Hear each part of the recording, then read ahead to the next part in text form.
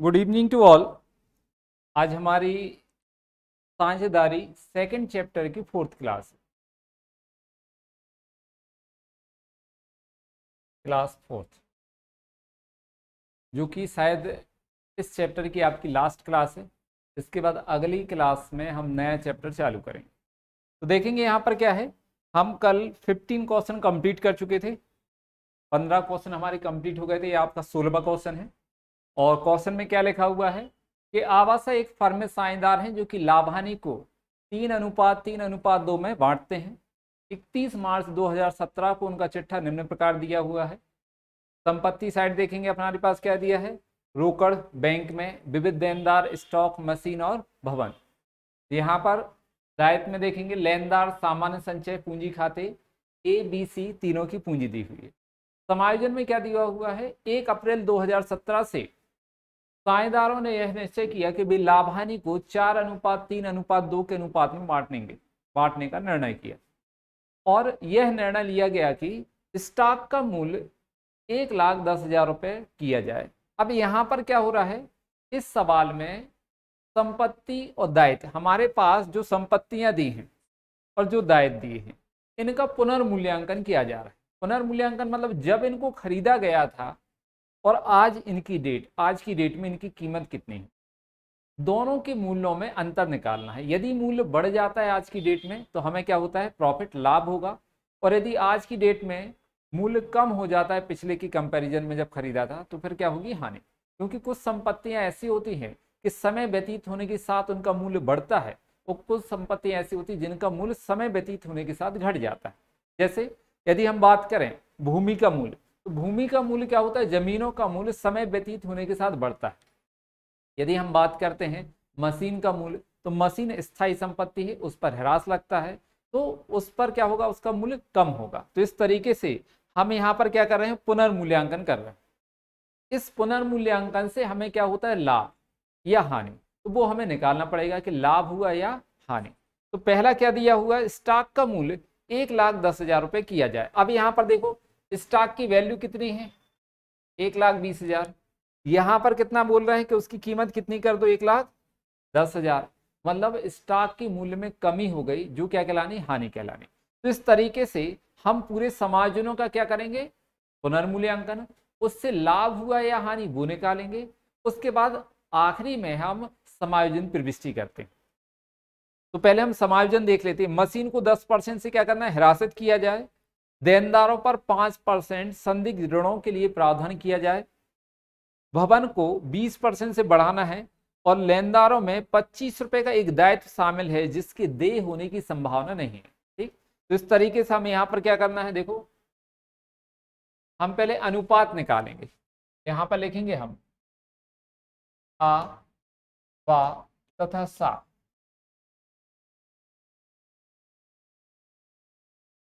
पुराना अनुपात,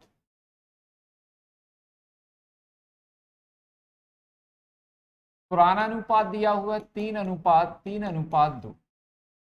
ये दिया है सवाल में कि साझेदारों का पुराना लाभ हानि अनुपात कितना दिया हुआ है, 3:3:2। नया अनुपात नीचे दिया हुआ है 4:3:2। तो यहां पर हम क्या लिखेंगे, दूसरा नया अनुपात,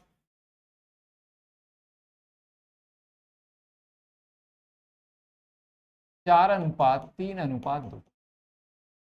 ये आपका नया अनुपात दिया। अब हमारी प्रोसेस क्या है कि हम पुराने अनुपात में से नया अनुपात घटाते हैं। तो यहां पर लेंगे हम सबसे पहले आ का पुराना अनुपात कितना है, 3, तो 3/8। इन दोनों का टोटल कितना होगा, तीनों का 3, 3, 6 और 2, 8। इसमें से हमें माइनस करना है नया वाला। नया कितना है, 4, 4/9 है ना। इन तीनों का टोटल कितना हो जाएगा, 4, 3, 7, 2, 9। अब इनका हम लेंगे लघुत्तम, हर का लेते हैं लघुत्तम। तो 8 और 9 का लघुत्तम हम कैसे करते हैं, हमने बताया ना आपको कि हम गुणा करके लघुत्तम लेते हैं, इससे आपका सवाल इजी हो जाता है। तो 8 नाम कितना होगा, 72। तो यहाँ पर हम लेंगे लघुत्तम कितना, 72। जब हम गुणा करके लघुत्तम लेते हैं तो हम संख्याओं में तिर्यक गुणा करेंगे।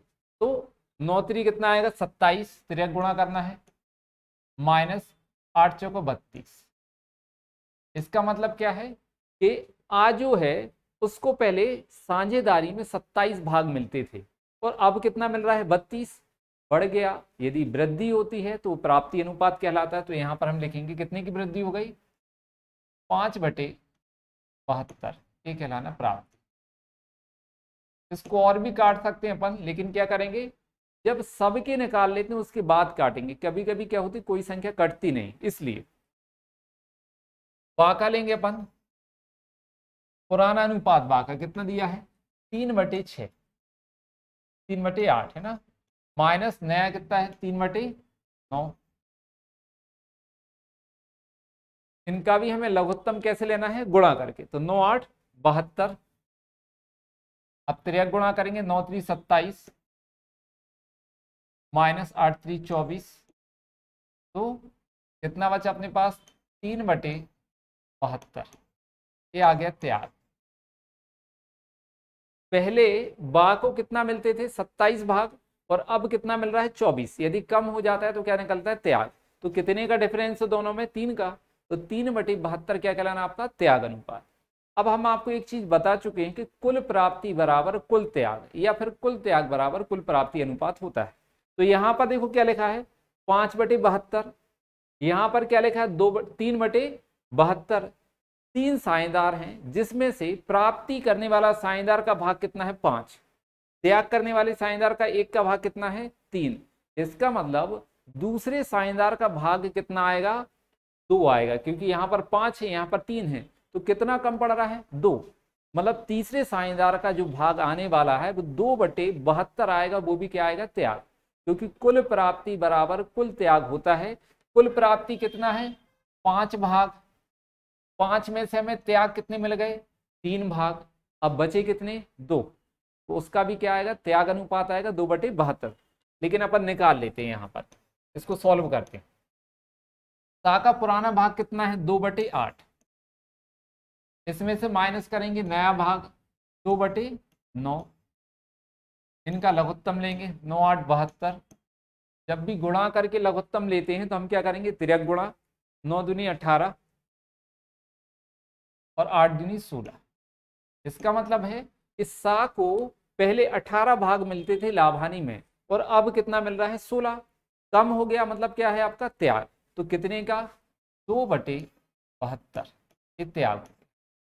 यदि कम होता है, कमी आती है तो त्याग है, और वृद्धि होती है तो लाभ है। तो यहाँ पर देखो कितना आ गया, 3 और 2 कितने होगा, 5, और यहाँ पर भी कितना दिया, टोटल 5। तो ये नियम होता है कि कुल प्राप्ति बराबर कुल त्याग होगा। अब एक और चीज, अब हमें क्या निकालना है, पुनर्मूल्यांकन। यहां लिखेंगे हम संपत्ति एवं दायित्व का पुनर्मूल्यांकन।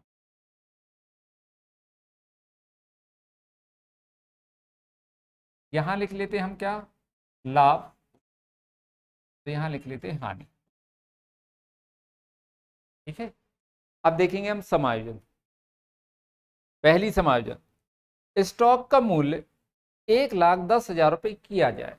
जो समायोजन में मूल्य दिया है वो कहलाता नया मूल्य, और जो चिट्ठे में दिया है वो कहलाता पुराना मूल्य। तो देखो स्टॉक की कीमत पहले कितनी थी, 1,20,000, अब कितनी हो गई उसकी, 1,10,000। स्टॉक संपत्ति है, और जब संपत्तियों का मूल्य कम होता है तो हमें हानि होती है। तो हम क्या हो गई, हमें 10,000 रुपये की हानि। हम यहाँ लिखेंगे स्टॉक, और हानि में लिख देंगे कितने की हानि हो गई, 10,000, घट गया इसका मूल्य। ठीक, दूसरा पॉइंट देखेंगे, मशीन को 10% से हिरासत किया जाए। इसका मतलब है कि जो मशीन है उसकी कीमत 10% कम कर दो। तो कितने की है मशीन, देखो सवाल में 1,59,000।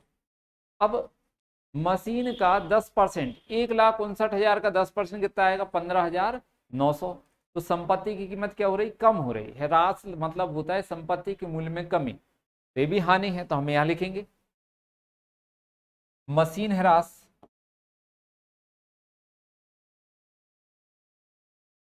हानि है 15,900। ना, मशीन की कीमत कितनी कम हो गई, 10%, 10% में कितना आया, 15,900, हानि है, डेबिट में लिखे। अब देनदारों पर 5% संदिग्ध ऋणों के लिए प्रावधान किया जाए। संदिग्ध देनदार क्या कहलाते हैं? ऐसे व्यक्ति जिनसे हमें पैसा लेना है। उन्होंने कहा है कि 5% ऐसे व्यक्ति हैं आपके जो आपका पैसा नहीं देंगे, डाउट है आपको उनके ऊपर, है ना, क्या है, संदिग्ध हैं वो कि शायद आपका पैसा नहीं देंगे। तो इस प्रकार से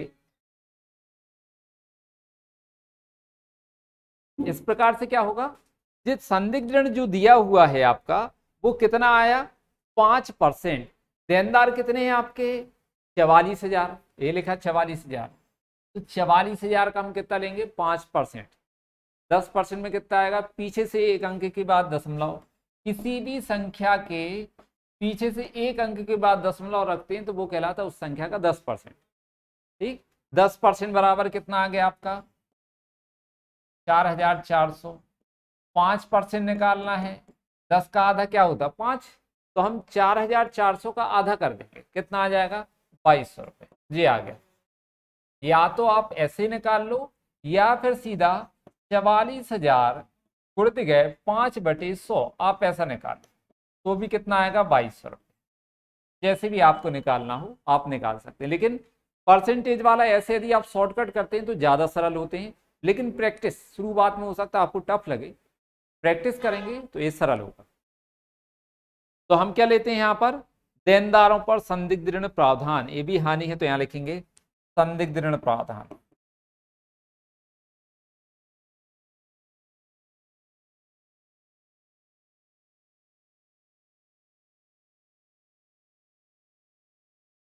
संदिग्ध ऋण प्रावधान कितना आया, 2200।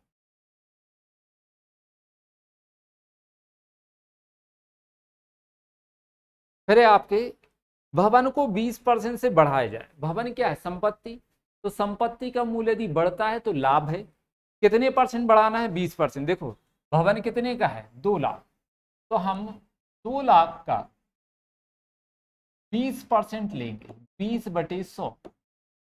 ठीक है, तो कितना आ जाएगा, 40,000। 40,000। संपत्ति, भवन क्या है, संपत्ति, और संपत्ति का मूल्य बढ़ रहा है तो क्या है, लाभ। तो हम यहां पर लिखेंगे लाभ में भवन 40,000।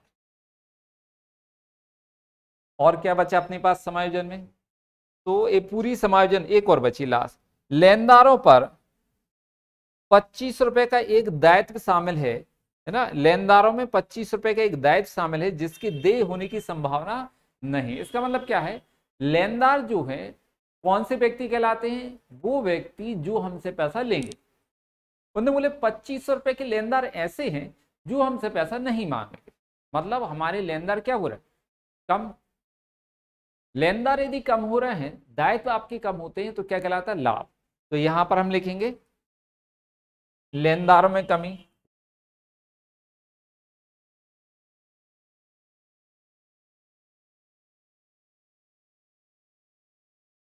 कितने की हो गई, 2500।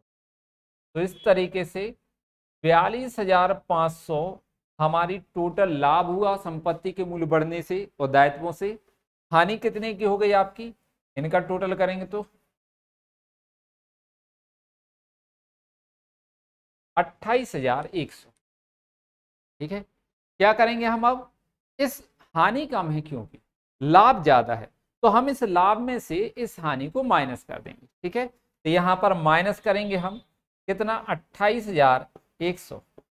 बचेगा कितना, 0 0 4 8 4 12 1, 14,400। दिख रहा है आपको कितना बचा अपने पास, 14,400। और यही जो है वो आपका पुनर्मूल्यांकन का लाभ है। तो हम यहां लिखते हैं, इसको बोलेंगे पुनर्मूल्यांकन लाभ।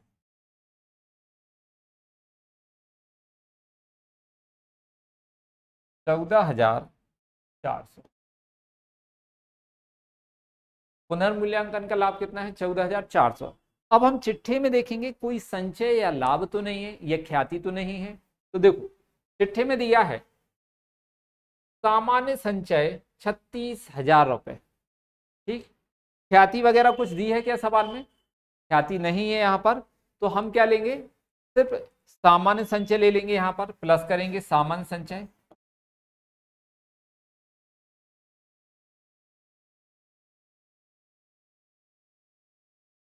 25,000, सॉरी 36,000। सामान्य संचय कितना दिया है? 36,000।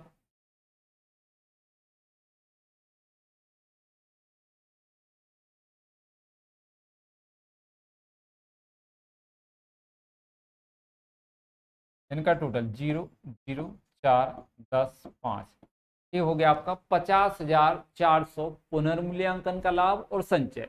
इस चीज का हम समायोजन करेंगे त्याग और प्राप्ति अनुपात में। जिसने त्याग किया उसको हम देंगे और जिसने प्राप्त किया उससे हम लेंगे। ये बड़े बड़े सवाल होते हैं, ठीक, ऐसा नहीं कि टफ है, सवाल बड़े हैं, लेकिन बोर्ड में 5 नंबर से ज्यादा का क्वेश्चन नहीं आता है, इनमें समय ज्यादा लगता है।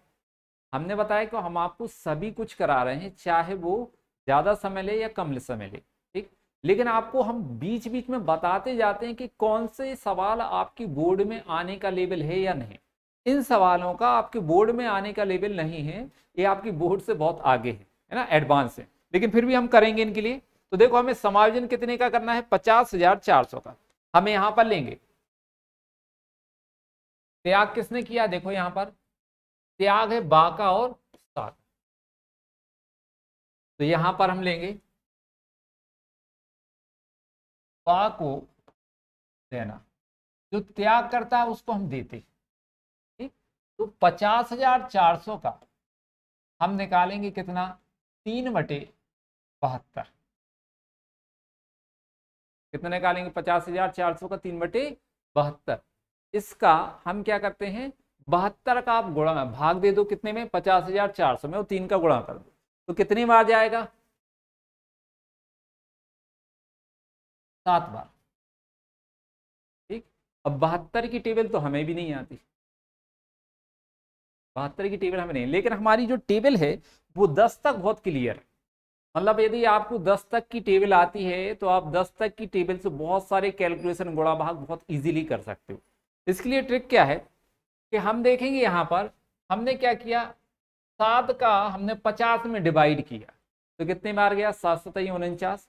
इसका मतलब है हम इस अंक के पास पहुंच गए, तो हमने 72 का कितने में? 3 का गुणा किया, 7 का गुणा किया, तो वो कितना आ गया? 504।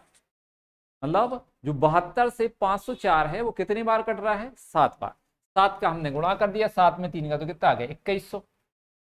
एक ट्रिक होती छोटी सी कि हम एक संख्या का पहले भाग दे के देख लेते हैं, उसके यदि पास पहुंचते हैं तो उस संख्या का हम गुणा करके देख लेते हैं। जब आप बार बार इस चीज की प्रैक्टिस करेंगे तो वो आएगा, और बोर्ड में आपके लिए बहुत ज्यादा काम में आने वाली चीज है, क्योंकि आपको कैलकुलेटर अलाउ नहीं होता है, ठीक। तो यहां पर देखेंगे अपन दूसरा, सा को देना, क्योंकि सा ने भी त्याग किया है, तो सा को देना, इसको भी कितना देंगे हम? 50,400 का कितना? 2/72। वही कितने बार कटेगा? ये 7 बार, 7 दूनी 14। अब यहां पर हम एंट्री करेंगे,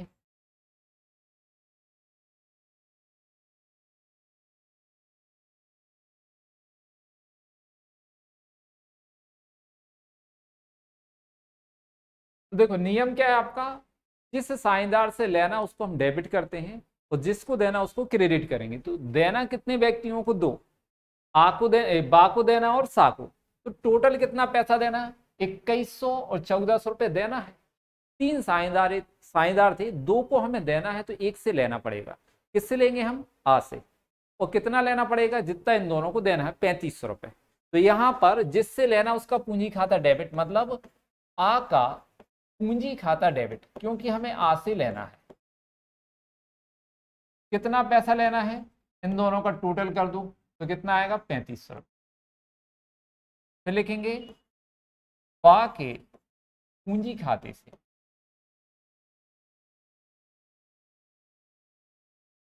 बा को कितना देना है? 2100 रुपये, सॉरी यहां पर 3500 लिखेंगे डेबिट,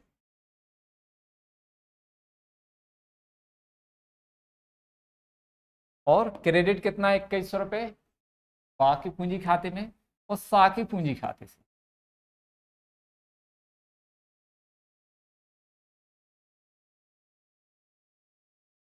कितना? 1400 रुपये। यहां लिखेंगे पुनर्मूल्यांकन लाभ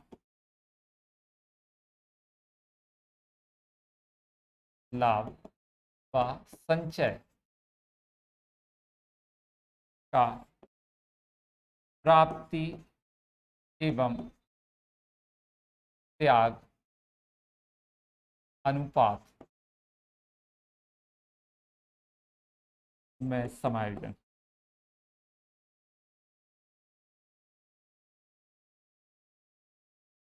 पुनर्मूल्यांकन लाभ और संचय का प्राप्ति और त्याग अनुपात में समायोजन देख लेते। और क्या कहा था इन्हें बनाने के लिए वो हम चेक कर लेते हैं एक बार। हमें बनाना क्या था, आर्थिक चिट्ठा निम्न प्रकार दिया हुआ है और लास्ट मैंने कहा था निश्चय किया गया कि कुछ नहीं दिया हुआ है सवाल में कि हमें करना क्या है। तो क्योंकि पुनर्मूल्यांकन क्या चल रहा है, आपका पुनर्गठन चल रहा है, तो हमारे लिए समायोजन प्रविष्टि कंपलसरी है। यदि कुछ ना भी कहें तो आपके लिए समायोजन प्रविष्टि यहां तक करना पड़ेगा ना। इसके लिए आपको क्या निकालना पड़ेंगे, त्याग और प्राप्ति अनुपात पहला स्टेप, और सेकंड में क्या आएगा, आपको ये प्रविष्टि करना। तो बस यहां पर अपना ये कंप्लीट होता है क्वेश्चन। अगला सवाल देखेंगे हम, क्वेश्चन नंबर 17। तो क्या है, PQR एक फर्म में साझेदार हैं जो कि लाभ हानि को 5:4:3 के अनुपात में बांटते हैं। 31 मार्च को उनका चिट्ठा निम्न प्रकार दिया हुआ। संपत्ति और दायित्व साइड, संपत्तियों में क्या दिया हुआ है, बैंक में रोकड़, देनदार स्टॉक, फर्नीचर, प्लांट, मशीन, और दायित्व में क्या दिया हुआ है, लेनदार, अदत्तव्य, सामान, संचय, पूंजी, PQR की। समायोजन ये आपके क्या दिए है, समायोजन, जिसके द्वारा हमें क्या करना है, पुनर्मूल्यांकन। ठीक, करना क्या चाहते हैं, उन्होंने बोला है साझेदार नहीं चाहते हैं कि परिवर्तित मूल्यों को पुस्तकों में लिखा जाए और सामान्य संचय को बांटा जाए, मतलब हमें समायोजन प्रविष्टि करना पड़ेगी। दूसरा, आप उपर्युक्त के लिए एकल प्रविष्टि मतलब समायोजन प्रविष्टि कीजिए एवं संशोधित चिट्ठा भी बनाइए। अपन को चिट्ठा भी बनाना। तो यहां पर सबसे पहले हम क्या निकालेंगे, लाभ अनुपात। तो कितना दिया, पुराना दिया है, ये पुराना अनुपात 5:4:3, और नया अनुपात दिया है 4:3:2। यहां लिखेंगे हम P, Q तथा R का लाभ हानि अनुपात।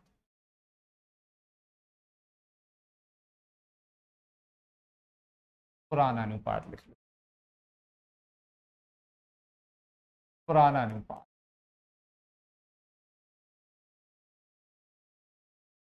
5:4:2। ठीक है, कितना दिया हुआ, 5:4:5, 5:4:3 है, 5:4।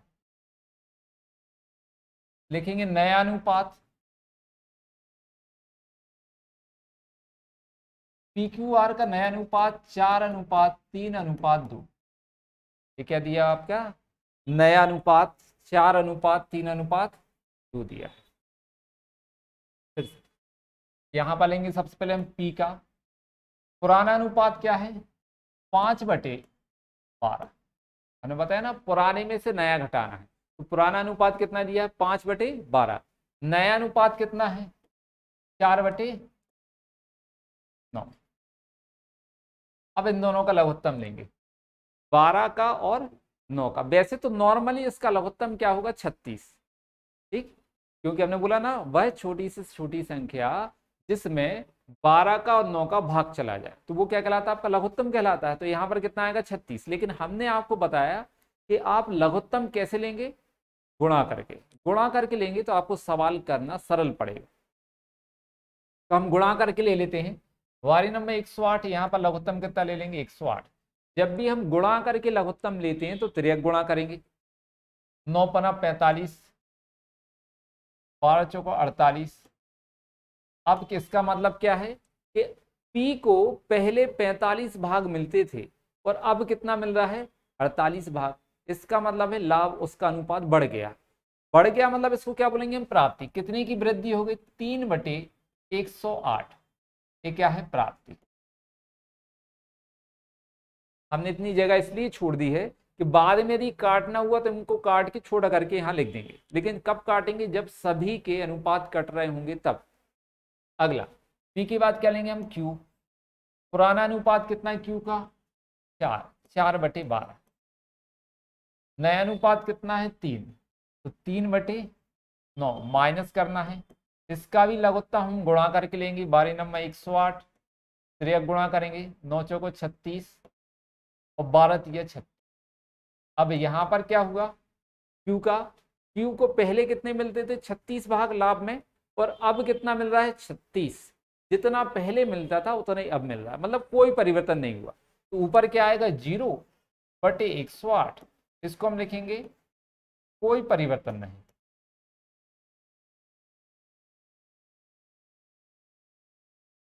ठीक है, कोई परिवर्तन नहीं। तीसरा आर, पुराना अनुपात कितना है 3/12, ये लिखा है। तो नया कितना है 2/9, तो माइनस कर देंगे 2/9। इनका भी लघुत्तम लेंगे, 12 108।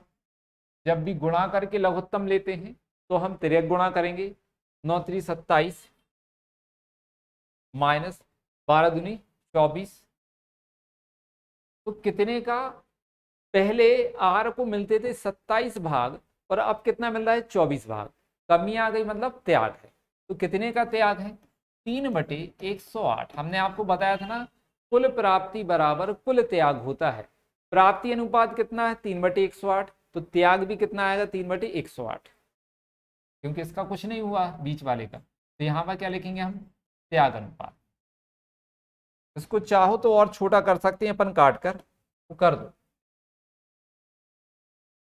3 से कट जाएगा ये, 3 एकम 3, 3 तिरका 9, 3 छंग 18, 1/36 त्याग। ऐसे ऊपर भी कर देंगे अपन, काट देंगे इसको, तो 1/ कितना आ जाएगा 36 प्राप्ति अनुपात। इससे फायदा क्या होगा कि जब आप समायोजन प्रविष्टि करते समय जो लेना है या देना, वो भाग निकालने के लिए आप भाग करोगे ना, तो कम अपन को टेबल पढ़ना पड़ेगी इसकी। तो अब क्या लेंगे हम, पुनर्मूल्यांकन। यहां पर ले लेते हैं हम पुनर्मूल्यांकन।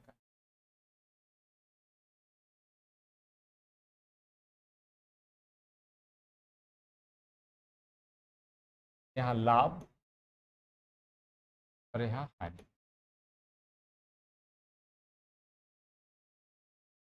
देखो सवाल में पुनर्मूल्यांकन जो समायोजन दिए उस पर अपन जाते हैं। फर्नीचर को उसके 80% मूल्य के बराबर लिया जाए। फर्नीचर क्या है, संपत्ति। वो बोल रहा है फर्नीचर का मूल्य 80% लेना है, मतलब 20% छोड़ दो, कम हो गया मूल्य, तो हमें क्या हो गई हानि, 20% की हानि हुई है। फर्नीचर कितने का है, ये है आपका 60,000 का, तो हम 60,000 का क्या निकालेंगे 20%। 60,000 का 20% तो कितना आ जाएगा 12। ठीक, तो इससे हमें क्या हो गई हानि, तो हमें यहाँ लिखेंगे फर्नीचर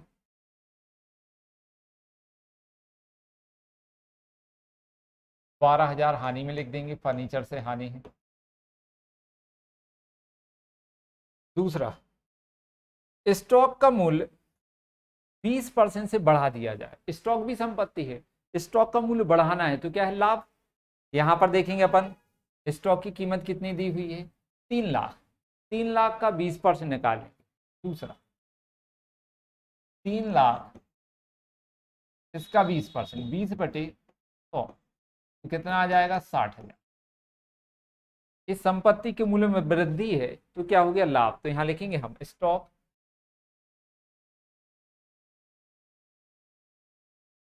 60,000 का लाभ होगा।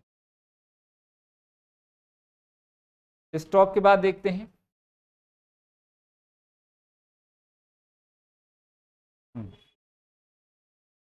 तीसरा, प्लांट व मशीन के मूल्य 40,000 रुपए किया। देखो प्लांट और मशीन का मूल्य कितना करना है आपको 4 लाख। यहाँ पर देखो प्लांट मशीन की कीमत कितनी है 4,20,000। तो जो 4,20,000 रुपए दिए है अभी पुरानी कीमत, नई कीमत कितनी है 4 लाख रुपए। तो कीमत क्या हो गई इसकी, घट गई, कम हो गई। कम हुई है मतलब हानि है, तो हम यहाँ पर लिखेंगे प्लांट। प्लांट से हमें कितने की हानि हो गई 20,000, मूल्य कम हो गया प्लांट। अगला पॉइंट, देनदारों पर 10,000 रुपये संदिग्ध ऋणों के लिए संचय किया जाए। मतलब देनदारों में कुछ ऐसे व्यक्ति हैं, देनदारों में कुछ ऐसे व्यक्ति हैं जो कि आपका पैसा क्या होंगे, खा जाएंगे। देनदार संपत्ति है, जो आपका पैसा खा जाएंगे तो क्या है, हानि। तो यहां पर हम लिखेंगे देनदारों पर कितनी की हानि हो रही, 10,000 का संचय करना है। संदिग्ध ऋण,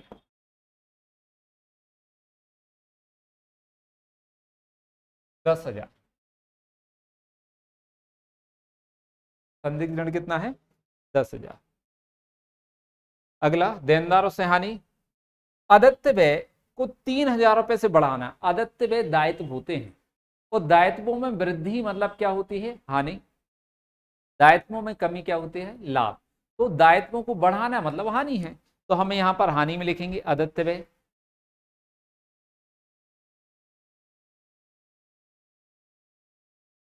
3,000 आदित्य व्यय। और आते हैं अपन यहां पर देखेंगे समायोजन। आदित्य व्यय के बाद अब कुछ नहीं बचा है, हम इसको सॉल्व करते हैं।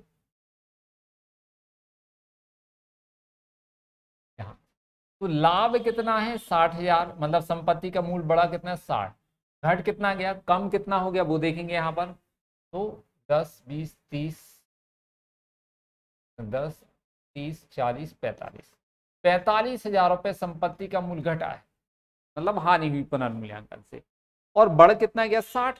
अब हम इसका शुद्ध निकालेंगे, शुद्ध तो 45,000 जो है वो हम 60,000 में से घटा दें। इसका मतलब है कि पुनर्मूल्यांकन से जो लाभ हुआ है वो कितना हो गया है आपका, 15,000 रुपए। एक्चुअल में हम पुनर्मूल्यांकन खाता बनाते हैं, लेकिन ये चैप्टर पुनर्मूल्यांकन खाता वाला नहीं चल रहा है, ये साझेदारी फर्म का पुनर्गठन है।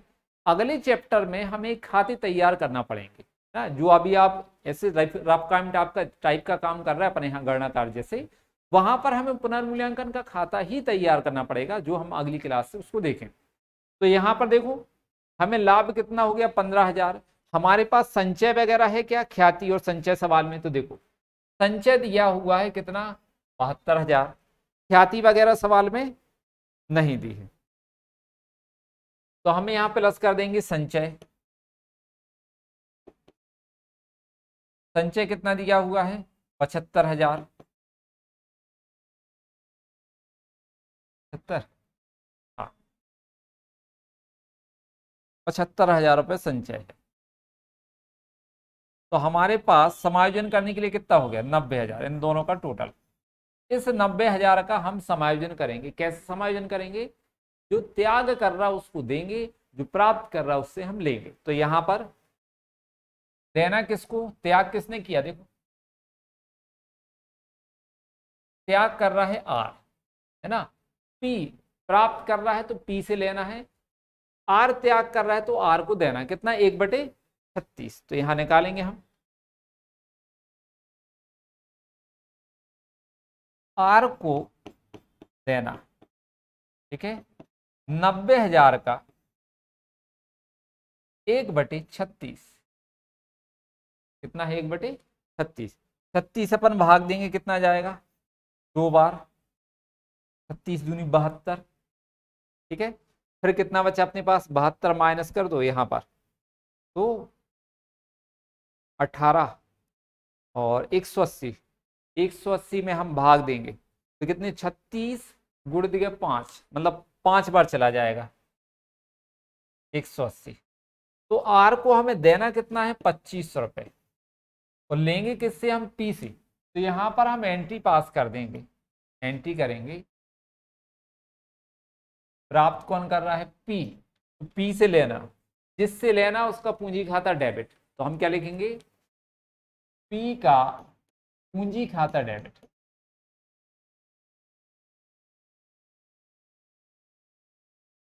25 रुपए पी से लेना है, और आर को देना, तो आर के पूंजी खाते से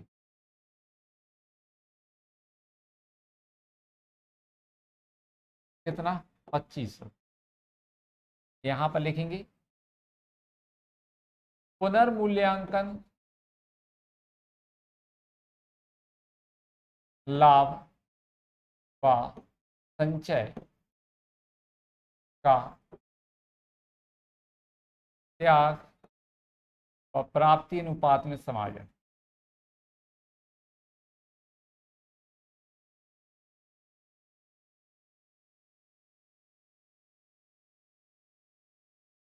त्याग व प्राप्ति अनुपात में समायोजन। तो ये आपकी प्रविष्टि कंप्लीट हुई। अब इसी सवाल में उन्होंने बोला था संशोधित चिट्ठा भी तैयार करना, तो अपन यहाँ पर चिट्ठा तैयार करेंगे।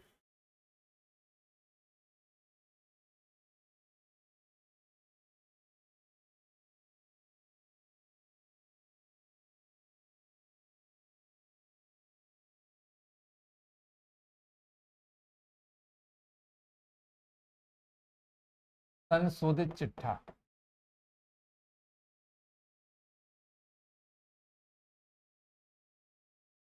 ये दायित्व है,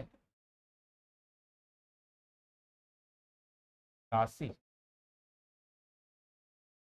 शक्ति, राशि। ठीक, तो हम सबसे पहले चिट्ठा देखेंगे। और संशोधित चिट्ठा तैयार करना कुछ नहीं, बिल्कुल सिंपल है। जो कुछ भी आपके चिट्ठे के दायित्व संपत्ति पक्ष में लिखा है पहले हम पूरा वो लिख देंगे, जैसा दिया है वैसे ही लिख देंगे, कोई भी टेंशन नहीं, कोई भी चेंज नहीं करना है। जैसे बैंक में रोकड़, देनदार स्टॉक, फर्नीचर प्लांट, तो यहां पर लिखेंगे हम बैंक में रोकड़,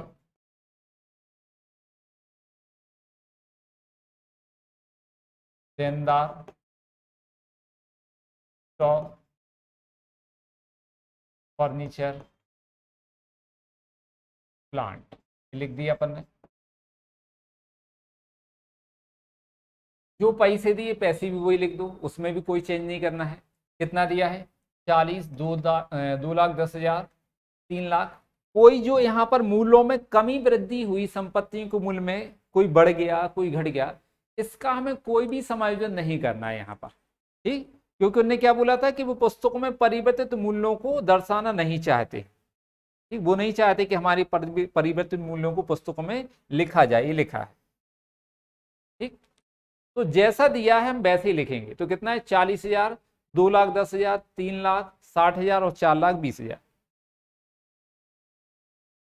40,000, 2,10,000, 3,00,000, 3,00,000, 60, 4,20, 3,00,000, 60,000, 4,20,000 और जो टोटल दिया था वो भी वही लिख दो, शायद 10,30,000, यहाँ लिख देंगे 10,30,000।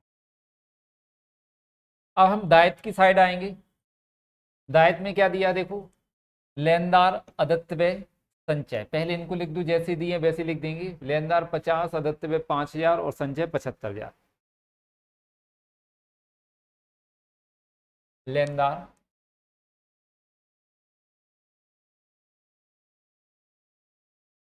50, अदत्त व्यय 5, सामान्य संचय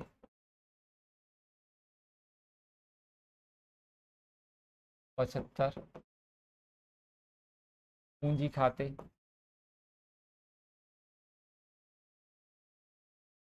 PQR। पहले इसको चेक कर लेते अपन कितना है, 50, 5, 75। ठीक है, पूंजी खाते कितने, बस सवाल में देखो यहाँ का हमने पूरा जो का त्यों लिख दिया, जो भी दिया था यहाँ का भी हमने लगभग पूरा वो ही लिख दिया है। यदि संशोधित चिट्ठे में अंतर आता है तो सिर्फ पूंजी में आता है, मतलब पूंजी में से ही घटेगा और पूंजी में ही जुड़ेगा। तो हम पूंजी देखेंगे इसकी कितनी, 4,00,000, 3,00,000, 2,00,000, 4, 3, 2। यहाँ लिखेंगे 4,00,000, 3,00,000, 2,00,000। अब Q के अनुपात में ना तो कमी हुई थी ना वृद्धि, इसका मतलब उसमें कोई भी परिवर्तन नहीं करना है। तो इसकी जो पूंजी है वो 3,00,000 ही रहेगी, इसमें कोई परिवर्तन नहीं होगा इसकी Q की। अब P और R बचा, तो जिससे लेना है उसकी पूंजी में से हम घटा देंगे, क्योंकि उसको अपन ने डेबिट किया है। तो जिसको देना उसकी पूंजी में हम जोड़ देंगे, क्योंकि उसको हमने क्या किया था, क्रेडिट। तो देखो लेना किससे था हमें, यहां पर ये लिखा P से लेना है 2500, मतलब P की पूंजी में से हम घटा देंगे। और क्यू को आर को हमें क्या करना देना है, तो आर की पूंजी में हम 2500 जोड़ देंगे। तो यहां पर चिट्ठे में से पूंजी का बस होता है हिसाब किताब। देखिए इसमें से पी से लेना है तो क्या करेंगे हम 2500 घटा देंगे, आर को देना है तो 2500 क्या कर देंगे हम देंगे। तो यहां पर कितना आ जाएगा 2,02,500 और यहां पर माइनस कर देंगे हम तो कितना आएगा 3,97,500। इनका टोटल कर देंगे तो कितना आ जाएगा 9 लाख।